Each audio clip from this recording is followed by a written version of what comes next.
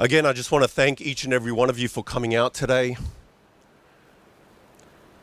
This cause, this matter that we've come together in this beautiful number today, it's to reunite the Samson family, this banner that's above my head. This is what we want to see happen. If there's any resolution from our protest today, from our gathering today, is that the Samson family are reunited and that Sara and Tiana go back home where they belong. First and foremost, I would like to quickly recap on the events that took place as to why we're here today.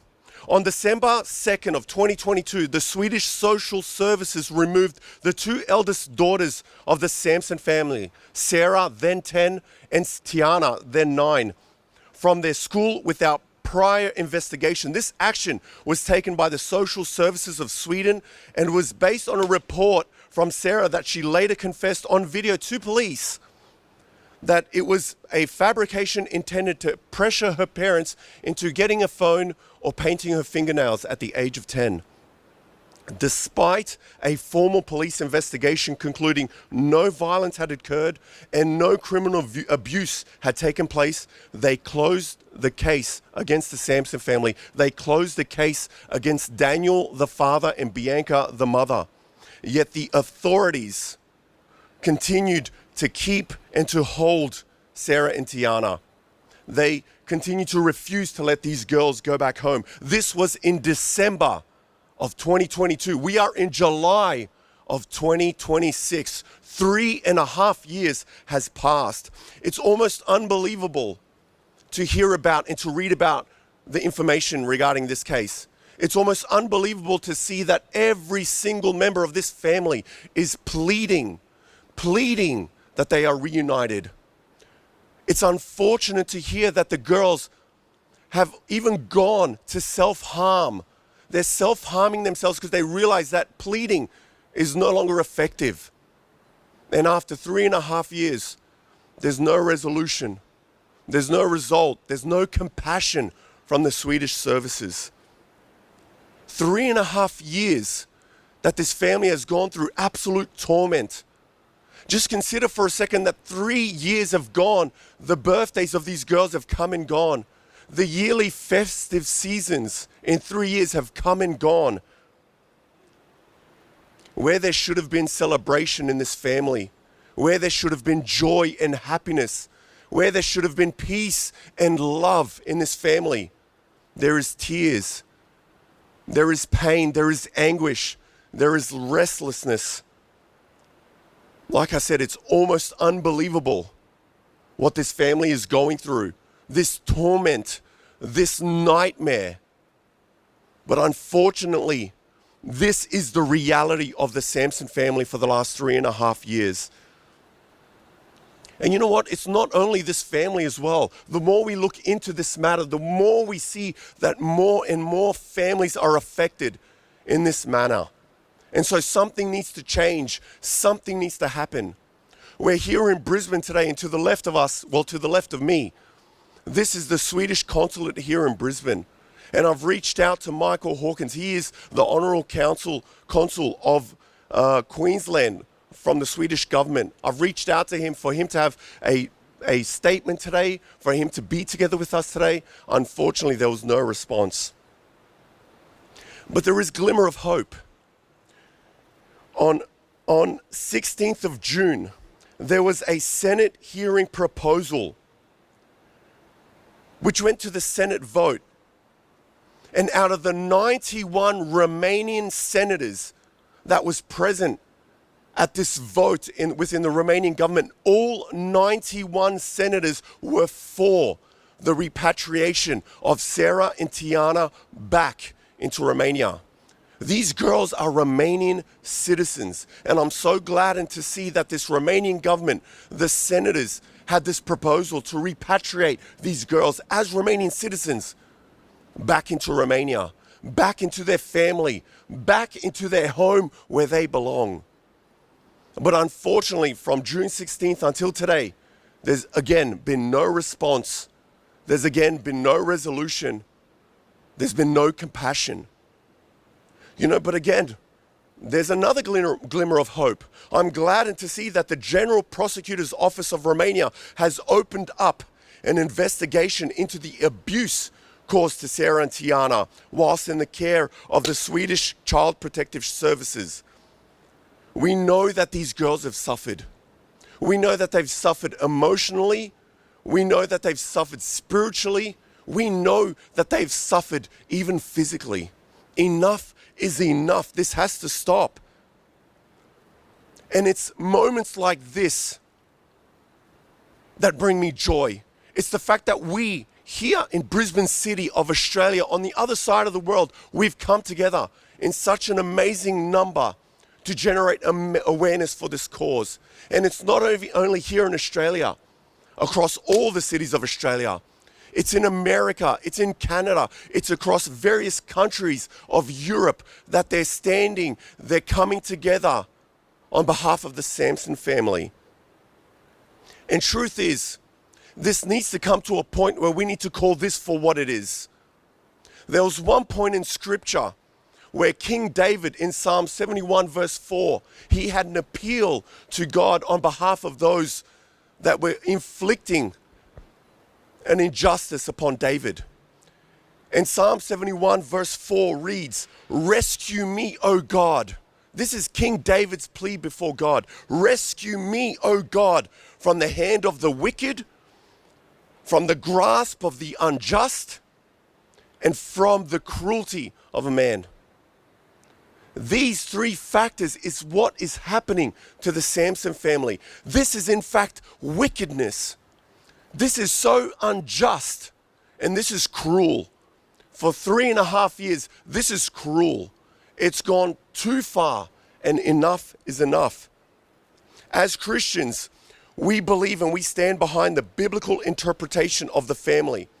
From the beginning, God created man and woman and told them to have children. He told them to have a family. That the man has a responsibility to provide and care and protect for his wife and his children. That they should stay together, and the man mustn't leave his wife and the wife mustn't leave her husband. And together, they should take care of their children. They should nurture their children. They should feed, they should clothe, they should protect, they should love their children. Daniel and Bianca Samson have been robbed of this honor and privilege to be a mother and a father for Sara and Tiana. This time, 3.5 years, this time is gone. The time that has lapsed can never be won back. What a tragedy. What an absolute tragedy that is happening to the Samson family. You know, God's purpose and intention from the very beginning for the family was that they would find blessing and fulfillment in this dynamic that he set out for the family.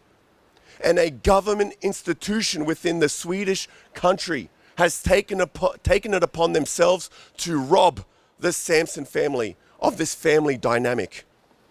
This is wicked. This is unjust. This is cruel. So many times in scripture we read how godly men had the opportunity to gather up their family, to bring them together, to read with them, to pray with them, to bring them within the presence of God. And again, a government institution has robbed Daniel of this honor and this privilege. We see how Jacob in Genesis 35, God called out Jacob and he said, "Come up to Bethel, build an altar there for me, and come within my presence." The first thing that Jacob did is he gathered his family together, and then together they went to Bethel, and there they built an honor and they were in the presence of God. We see in Acts chapter 10, Cornelius had the opportunity to hear the gospel being preached through the apostle Peter. The first thing that Cornelius did when Peter was coming is he gathered up his family so that they would be exposed to the gospel. We see in Acts chapter 16, where the Philippian jailer had the opportunity again through the apostle Paul to hear the gospel. And again, he gathered up his family together so that they could hear the gospel being preached through the Apostle Paul, and his whole family was saved in that very night. We hear Paul's amazing testimony, how Timothy's parents, how Timothy's mother and his grandmother was such an amazing influence on Timothy and made him who he was, the godly man. We've heard about Jacob, we've heard about Cornelius, the Philippian jailer, Eunice and Lois, the mother and the grandmother of Timothy, and all the opportunities that they had for those around them. Now consider again the opportunities that Daniel and Bianca as a mother and as a father have been robbed for 3.5 years. Again, this is wickedness. This is unjust. This is cruel. I thought in these last few days, even the younger siblings of the Samson family, consider 3.5 years has lapsed, and maybe their younger sibling don't even know properly who Sara and Tiana is. Again, just reflecting on this truth, you realize how wrong this is. It is so wrong that siblings don't grow up together in the family structure that God has blessed us with. You know, I myself am a father, and all 3 of my children are here today. And I've considered in the last 3 years what I've done together with my children, the meals that we've shared together, the places that we've gone, the things that we've seen, the conversations that we've had, my words of encouragement to them, my words of guidance and counsel. Again, Daniel and Bianca has been robbed of every single one of those opportunities. And it's wrong. It's unjust. And this needs to be fixed. This needs to be reversed. And these girls need to go back home. You know, it is so disheartening to think about what this family is going through. You know, but there's so much research and evidence out there that shows the blessing, that shows the benefits of a nuclear family, where the family comes together, where the biological mother and father are together with their biological children. There is so much evidence that shows the benefits, but then there's also so much evidence that shows the detrimental effects that this has on children that are removed from this environment. And so I've asked a member of our church, Andrada Stan, to look into this research, to look into the evidence. I've asked her to look into it and to present it for us today so that we could get a better grasp on not only the blessings that God has in store for us as families, but to also look at the detrimental effects that the Swedish government is causing upon the Samson family. So at this point, I'll invite up Andrada Stan to present this information and to present the research and the evidence regarding this matter. Proverbs 22:6 states, "Direct your children onto the right path, and when they are older, they will not depart from it." Childhood is where a person's core identity and character is developed, where whose they are plays an important role in who they become, where experiences of the present shapes the futures ahead. While I am not a parent, I am certain that if I were to ask the parents here today, majority will say that this task is not easy. And the only way I can see it being fulfilled is by mum and dad working together with God at the center. Good morning, everyone. My name is Andrada, and I'm a member of the Elim Pentecostal Church here in Brisbane. Today, in addition to briefly looking at the important roles that parents play in the lives of their children, I want to present to you some statistics and research that highlight the possible consequences facing children who grow up with one or both parents absent. If we were to ask the children here today, why are mum and dad so important to you? Many will answer with tangible things. They make me delicious food. They buy me clothes. They give me lots of love and affection. They drive me to see my friends. They take me on fun adventures. They look after me when I'm sick, and the list goes on and on. While these physical things are the easiest to see, parents also play a critical role in their children's psychological, cognitive, emotional, and moral development. Parents provide their children with safety and stability. Parents nurture their children with love and care, forming strong emotional bonds that have a profound positive impact on their development throughout life. Parents model and instill character traits and values that will help their children shine light, Jesus' light, into this world. Parents work together to balance the heavy load of life and its daily demands to meet the needs and wants of their children. This is definitely not an easy task to bear. So, what happens when one parent is missing? Globally, approximately 7% of children under the age of 18 live without both parents. This rate varies across the world differently. So if we were to just look at Australia, 15% of all families with children are single parent households. This means that roughly 1.2 million Australian families have a dad or mum missing from their household. Global research has shown that children with a completely absent parent are at greater risk of experiencing trauma that is manifested through poor self-concept, which is understanding of who they are, separation anxiety, feelings of worthlessness, emotional stress, and depression. Poor academic performance, often linked to financial hardships or reduced parental support, as well as a rise in behavioural management problems such as violence, substance abuse, and self-harm behaviours to release the tension from their emotional pains, also occurs at a higher rate.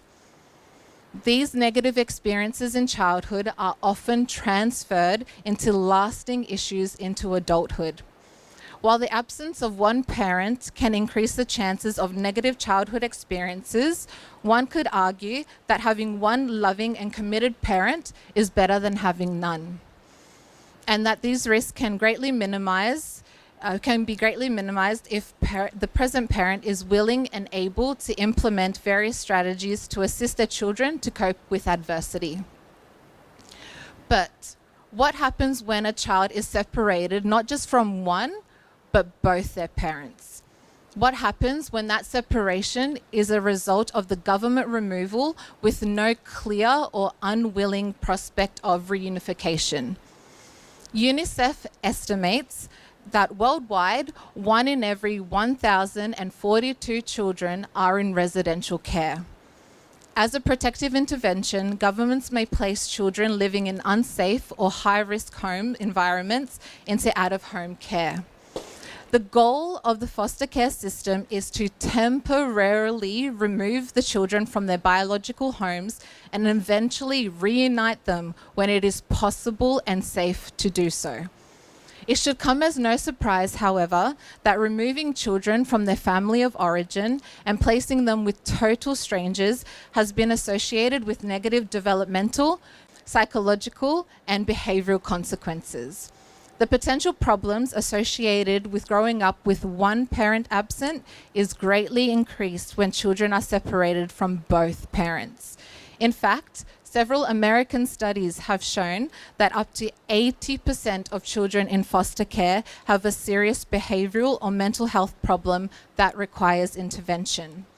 Furthermore, research from the Journal of Child and Family Studies has found that children in foster care are 2.5 times more likely to show behavioural and psychiatric problems than the general population.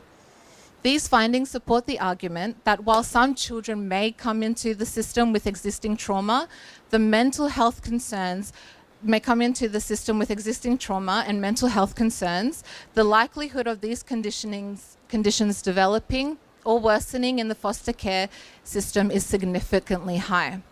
Therefore, protecting the child from experiencing significant and prolonged harm is paramount and should be the main concern for all parties involved. While it is essential to recognise that the emotional effects of growing up in foster care are not universal and everyone's experience and resilience will differ, these effects can still be profound. Frequent moves and disruptions can make it difficult for children to secure attachments and to trust others.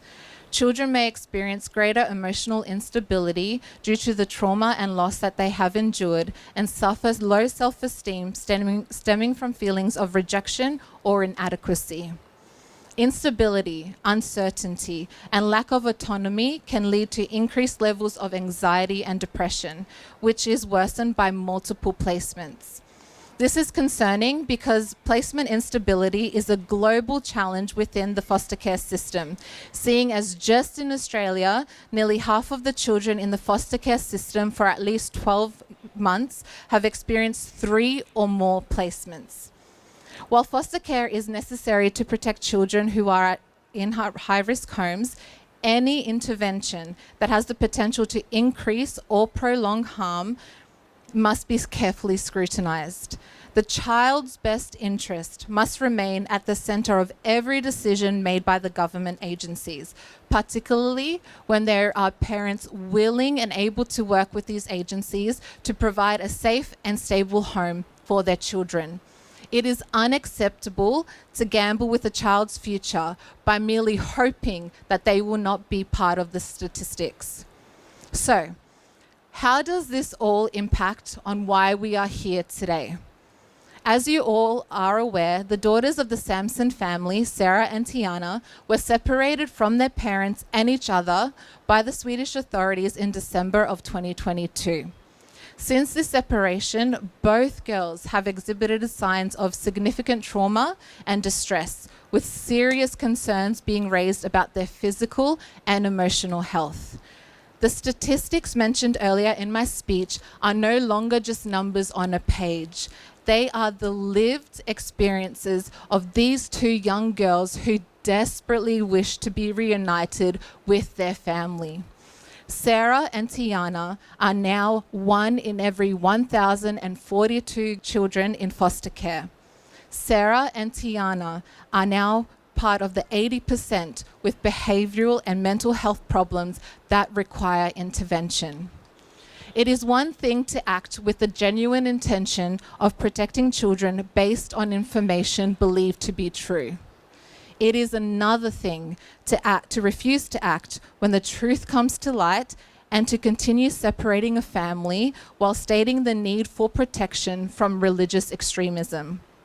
In this case, Sara and Tiana have 2 parents, Daniel and Bianca, who are willing to work with the Swedish authorities to bring about the reconciliation of their family.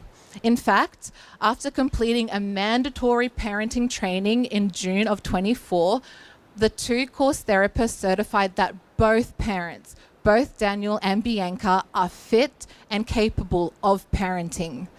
Instead of fulfilling the intention of the foster care system, which is a temporary placement with the aim of returning the children when possible, the Swedish authorities have instead chosen to ignore the pleas of the Samson family, the outcries of the wider community, including the Romanian government, limited visitations to monthly visits, and have now indicated their intention to place Sara and Tiana up for possible adoption. We are not here today to criticize the foster care system as an institution. We understand the need for the government to intervene when children are at risk of genuine abuse or neglect. However, if evidence no longer supports the original concern, if police investigations have found no evidence to substantiate allegations of abuse, if independent professionals have assessed that both parents are capable, and if every member of this family is desperately seeking reconciliation, then every reasonable effort must be made to reunite this family. The research on the effects of separation from one's family is too compelling to ignore. The best way to protect these 2 girls and ensure positive outcomes for their future is to restore them to their loving, stable, and safe family. Both girls want reunification. The parents want reunification. The wider community wants reunification. It is now time for the Swedish authorities to provide reunification. This is our call to action. Thank you.